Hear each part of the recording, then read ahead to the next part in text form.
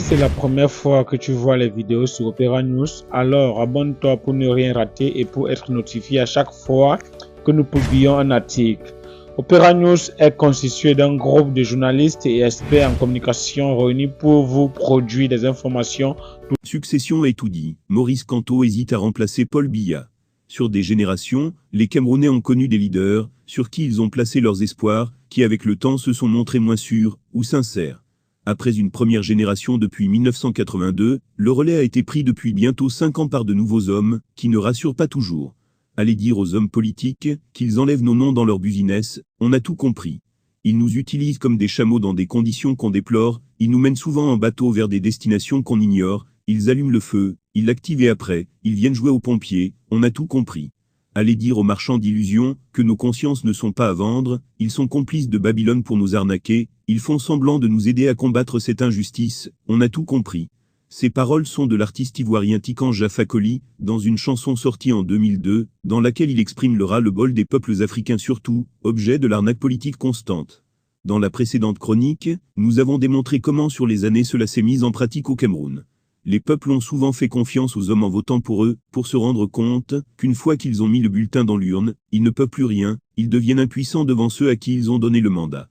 Ces derniers à leur tour n'ont plus aucune redevabilité envers ce peuple, qui se retrouve finalement dans un marché de dupes. Paul Biya, de John Frundi, Bello Bouba Maïgari, et dans une moindre mesure Adamundam Joya, sont autant de porteurs d'espoir rentrés dans l'histoire en laissant, derrière eux une once de déception, un goût d'inachevé, et une impression de dégoût. Les Camerounais ont désormais le regard rivé sur deux autres figures. Maurice Kamto et Cabral Libingue. Des questions et bien d'autres, qui au fil des années érodent la confiance de l'opinion qui considère la stratégie de Maurice Kamto comme hésitante.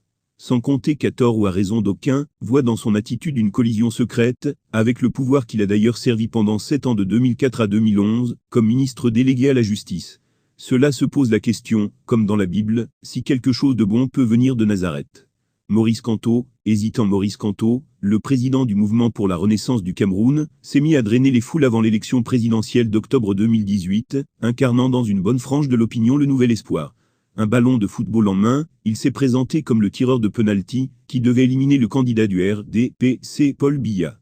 Dans une société fractionnée par les clivages sociaux, minée par le tribalisme et rongée par la corruption, il proposait une vision nouvelle, contenue dans la profession de foi du parti, qui tient compte de la situation de profonde misère morale, politique, économique, sociale et culturelle de notre pays, de l'impossibilité manifeste depuis le début des années 1990 des partis de l'opposition pris isolément, à se mettre en capacité de réaliser un véritable changement de système au Cameroun. Si c'est la première fois que tu vois les vidéos sur Opera News, alors abonne-toi pour ne rien rater et pour être notifié à chaque fois que nous publions un article. Opera News est constitué d'un groupe de journalistes et experts en communication réunis pour vous produire des informations tous les jours. On commence.